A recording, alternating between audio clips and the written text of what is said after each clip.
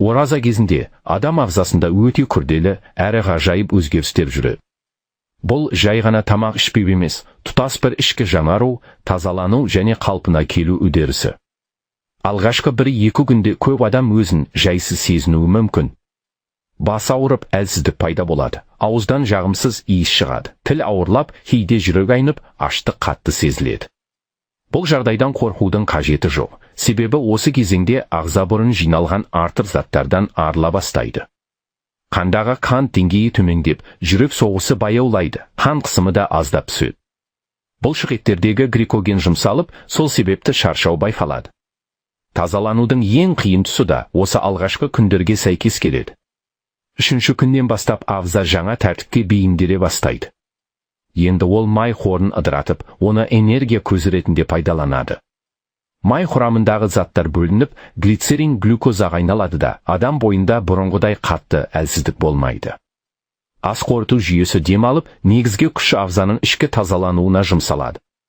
Осы кезде кейбір адамдардың беті майланып, кейбірінде ұсақ бөртпелер шығады. Бұл тері арқылы артық қалдықтардың сыртқа шығып жатқанын білдіреді. Иммундық жүйеде белсенді бола бастайды. Қан түйіршіктерінің жұмысы күшейеді.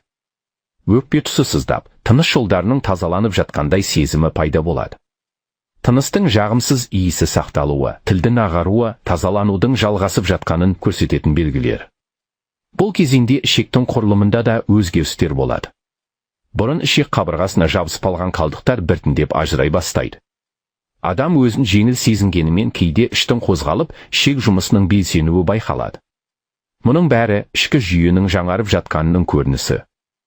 8-ші күннен кейін көптеген адамдар бойында ерекше сергектік пайда болғанын байқайды. Қуаты артып, ойы анықталып, көңіл күйі тұрақтанады. Бірақ осы кезеңде ескі жаралар немесе бұрын ауырған жерлер сырқырауы мүмкін. Мысалы, бір кездері сынған сүйек немесе бұрын қабынған буын қайта сезілуі ықтимал. Бұл ағзаның өзін-өзі емдеу үдерісінің іске қосылғанын білдіреді. Жасушалар жаңарып, зақымданған тұстарды қалпына келтіруге кіріседі.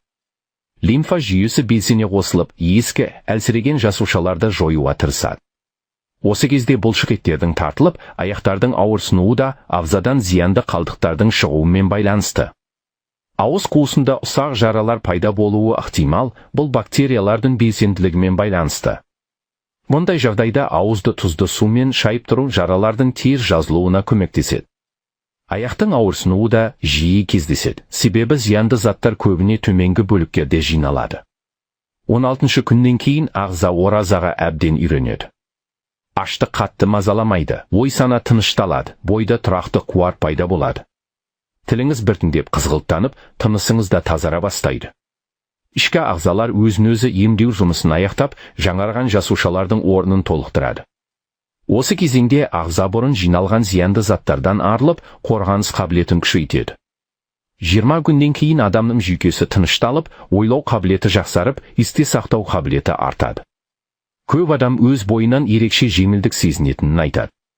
Бұл өзгерістердің бәрі Алланың адам баласына берген ғажайып жаратылысының айқын дәлелі.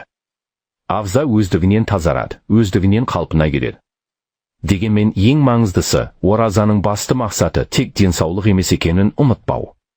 Ораза ең алдымен Алланың разылығы үшін ұстайтын қолшылық. Алла тағала бұл ғибадаттың өзінде адамға рухани да, тәндікте пайда сыйлап қойған. Сондықтан біз оразаны жай әдет ретінде емес, үлкен нығмет ретінде қабылдауымыз керек. Иманмен, ықыласпен ұсталған ораза жүректі де, денені де тазартады. Құрметті көрермен, оразаны тек аш жүру деп түсінбейік. Бұл сабырды үйрететін, тәртіпке шақыратын, жан мен тәнді қатар тәрбиелейтін ерекше кезең. Осы мүмкіндікті дұрыс пайдаланып, оразаның қадірін біліп, оның берер пайдасын толық сезінейік. Арнаға жазылып, лайк басып, пікір қалдырсаңыз, сіз тек бір арнаны емес, күн сайын жүздеген адамға пайдалы кеңес алу мүмкіндігін қолдайсыз. Берік болыңыз, бірге болыңыз.